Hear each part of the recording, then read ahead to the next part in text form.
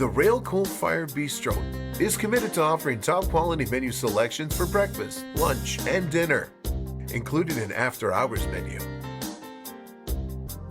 The Rail Coal-Fired Bistro, located on Highway 138 in Kahnawake.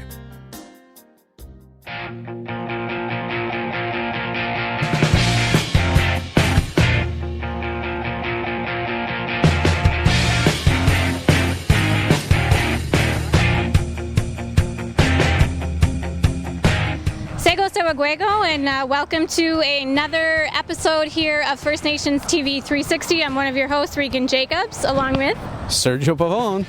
So right now we're going to be discussing Standing Rock and the situation that has been unfolding there over the last couple of weeks. Lots of news going on.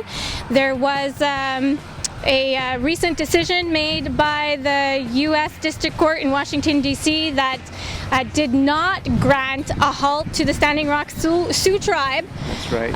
On halting the Dakota Access Pipeline. Yep. And then within moments after that decision was delivered last Friday, September 9, 2016, the Obama administration stepped in and said, no, we need further consultation. And there's a lot of speculation, though, because people are over there at Standing Rock, and obviously the tribe is wondering if this is just a band-aid for now, because the situation is pretty big. It is, and right now the political situation in the United States, as we all know, there's an election going on, and if the Obama administration permits this to go forward, then it's like obvious that there's going to be an escalation. Of course, on the Sioux side, on the native side, they're talking about doing this peacefully and respecting the people, and not going towards violence. But we all know where this leads. I mean, you have a group of First Nations people who are standing in front of bulldozers, and then these private guards with dogs come in and start aggressing these people. What do you think is going to happen? Right. Warriors of any nation will not stand seeing peaceful protesters being aggressed, so they're going to step in, and of course this will escalate, so they know this is the equation. Well, and that was one of the things, right? They had a moment maybe about 10 days ago where things could have quickly escalated. They started to dig. Yep. And there was also the release of attack dogs. Yes. On the protest line. There was people were forming a line. They went up on the hill. There was attack dogs released, and of course that went viral. Yes. There was a lot of individuals who pulled out their cell phones and cameras, and it was documented, because as we know, we're not really seeing this issue coming alive in mainstream media. But there was a moment there that things could have quickly turned ugly, but there has always been this standard set by the Sioux tribe and by the people that are protesting against the North Dakota Access Pipeline, that we will maintain our integrity. We are going to stand strong. We're not going to resort to violence. We're making a point, because the whole point is water is life. Exactly. And it's just amazing that and I'm not saying the rest of the country isn't picking up on this, but across North America, there's been a lot of discussion from Indigenous people saying, well, why don't you get why we're doing this? This is for the water. This isn't just about Indigenous rights or Indigenous lands. This is about Mother Earth, and this is going to affect everybody. You're looking at economy, big business, and money versus the right thing to do.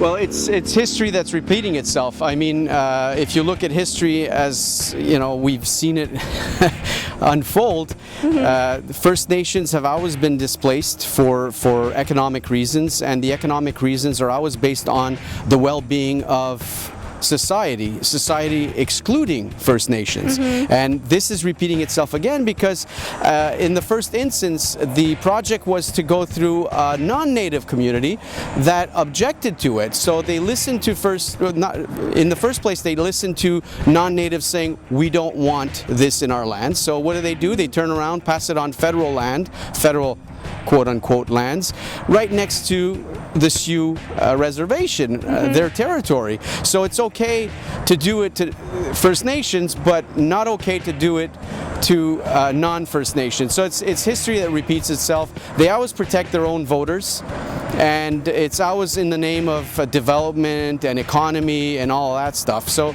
I mean, this is no different than when they took by force the lands, the Black Hills, when they took by force any piece of property. It's justice is, and we must remember this, justice is the force used in the name of a majority on minorities. In this case, is clear. I think what's amazing is that this is historic. You know, this is the most tribes that have come together, indigenous nations have come together, raising their flags at the protest camps at North Dakota. The pipeline, you know, like for them to only want to stop this at this point. So, I mean, this is historic because it's the first time in a long time, but the first time really that a lot of nations have come together to stop this pipeline. You have people showing up that have historic origin, you know, in North America, like Crazy Horse and Sitting Bull, their relations. People show up, the Aztecs showed up, you know, you have different, and one of the reasons why we're taping here today, and of course here in Kahnawake, we're taping by the Standing Rock, but you know, this is Mohawk land. It just says so much. It speaks volumes without saying it, but there's a big Haudenosaunee delegation that has gone down between Akwesasne, Kahnawake, Onondaga. So, but here out of Kahnawake, we have a delegation from the Longhouse on the 207, so the Mohawk Nation at Kahnawake.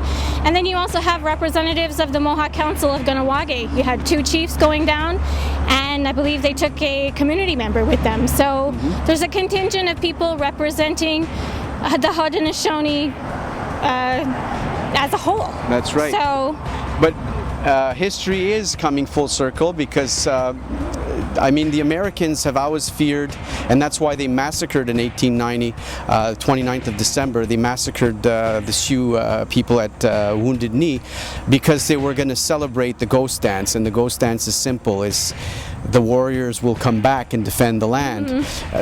It's a metaphor because the warriors are coming back, but through their ancestry, the children of the children are coming back and standing for the values and standing for their land, and this is what it's all about. And had there been internet, had there been smartphones in 1890, they would probably not have murdered all the people at Wounded Knee. And this is what's wonderful about technology, because there's always this fight between traditional ways and new ways, and this is one good thing about the new ways, or the technology that's evolved, is that we can now use it to defend traditional ways. So, you know, where do we go from here? It's going to be an ongoing battle. This is, you know, that decision where the Obama administration stepped in is temporary. We all know it's temporary. Everyone is being asked to remain calm.